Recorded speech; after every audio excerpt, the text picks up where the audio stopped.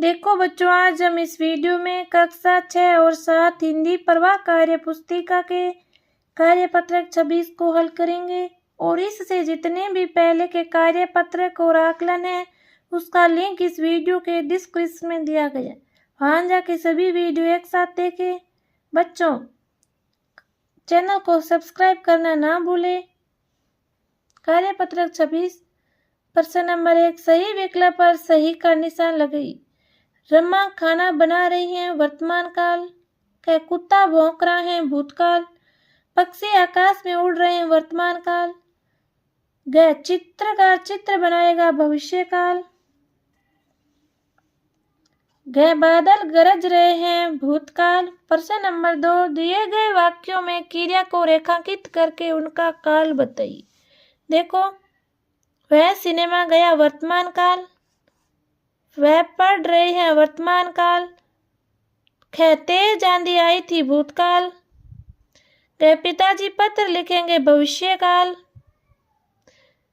गए कल तुम आ जाना भविष्य काल। हड़े हम शाम को बाजार जाएंगे भविष्य काल।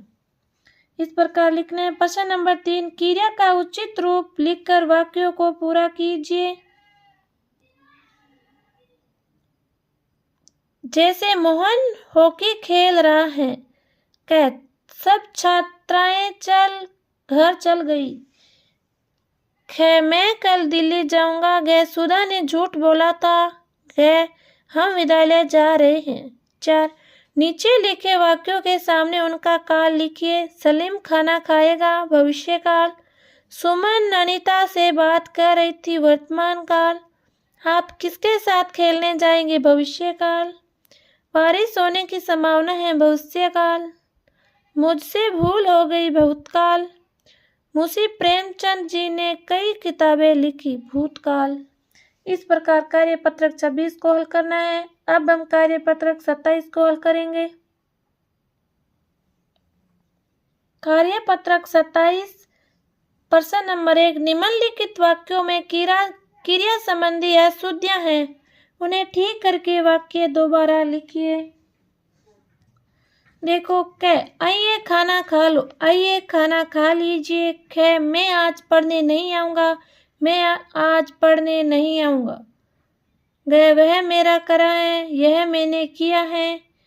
मिनल ने वह बात सुना था। तो इसका शुद्ध होगा मिनल ने यह बात सुनी थी।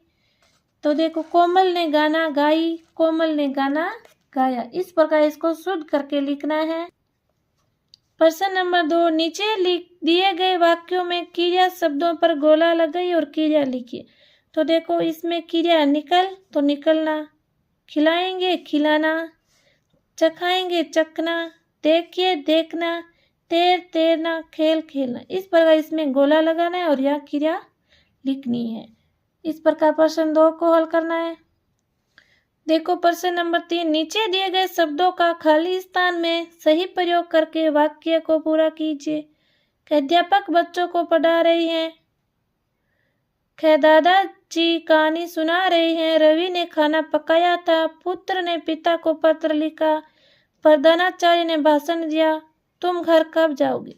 इस प्रकार कार्यपत्रक 27 को हल करना है। अब हम कार्यपत्रक 28 को भी हल करेंगे। कार्यपत्रक 28 1, दिए गए वाक्यों की क्रियाओं के लिए विशेषण लिखकर वाक्य को दोबारा लिखिए। देखो, बच्चा दूध पीता है। बच्चा मीठा दूध पीता है। गाय घास चरती है। गाय हरा घास चरती है। वह गाता है। वह सुरीला गाता है। नदी बहती है। नदी तेज बहती है। इस प्रकार विशेषण लगाकर इसको लिखना है। प्रश्न नंबर 2, दिए गए क्रिया शब्दों से वाक्य बनाइए। गाती, कोयल सुरीला गाती है।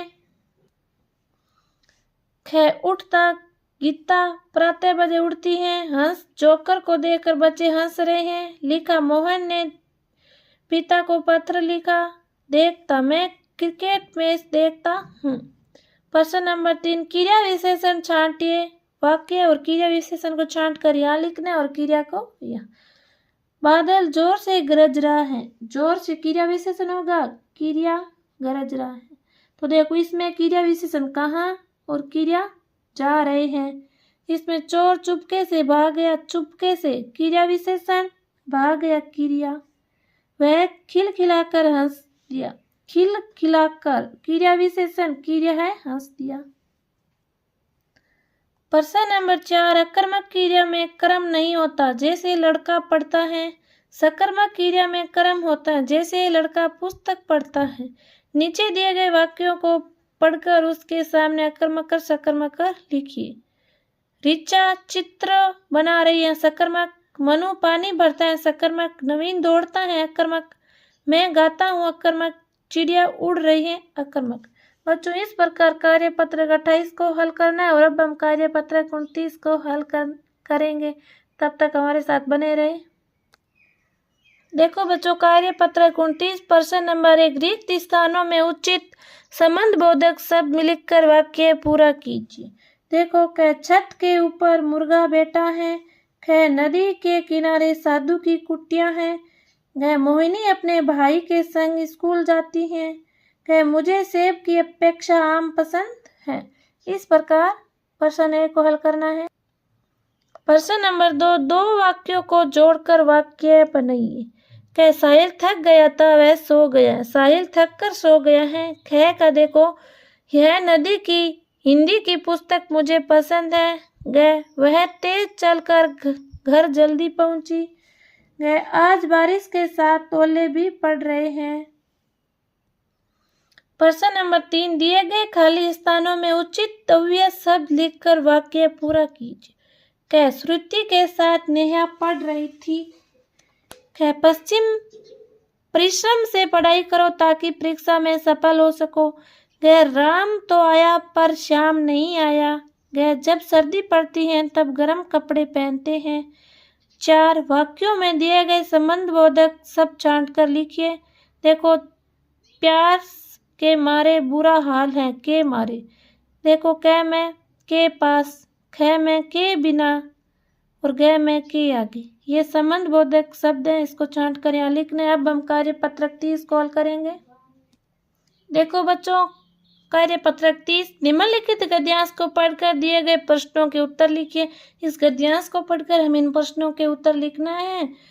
एक गाइड का कार्य होता है मार्गदर्शन करना।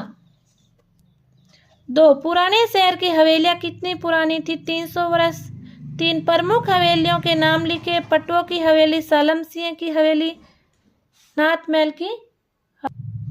प्रश्न नंबर 4, ऐसा क्यों होता है कि हवेलियां गर्मियों में ठंडी और जाड़ों में गर्म रहती हैं? जानकारी कर लिखिए। हवेलियों की मोटी मोटी दीवारें जो चूने और रेत की चिनाई से बनी होती हैं, वे इंजुलेशन का काम करती हैं। 5, ऐतिहासिक शब्द का अर्थ बताकर वाक्य में प्रयोग कीजिए। इतिहास से संबंध रखने वाला हल्दी घाटी का युद्ध एक ऐतिहासिक युद्ध है। 7, दिए गए अनुच्छेद को संकेतों द्वारा पूरा कीजिए। एक दिन 2 गोरैया सीधी घर के अंदर घुस गई और रोशनदान पर जा बैठी। दोनों बड़े मजे से गाना गा रही थी। एक ने नीचे देखा और चीं चीं करने लगी। वह उड़कर पेड़ पर जा बैठी जहां उसका घोंसला था। बच्चों, इस प्रकार कार्यपत्रक 30 को हल करना है। देखो, आज हमने कार्यपत्रक 25, 26, कार्यपत्रक 27, 28, 29 और 30 को हल किया इस वीडियो में। और हमारे साथ बने रहे आगे भी, और चैनल को सब्सक्राइब जरूर करें और वीडियो को ज़्यादा से ज़्यादा शेयर करें। धन्यवाद।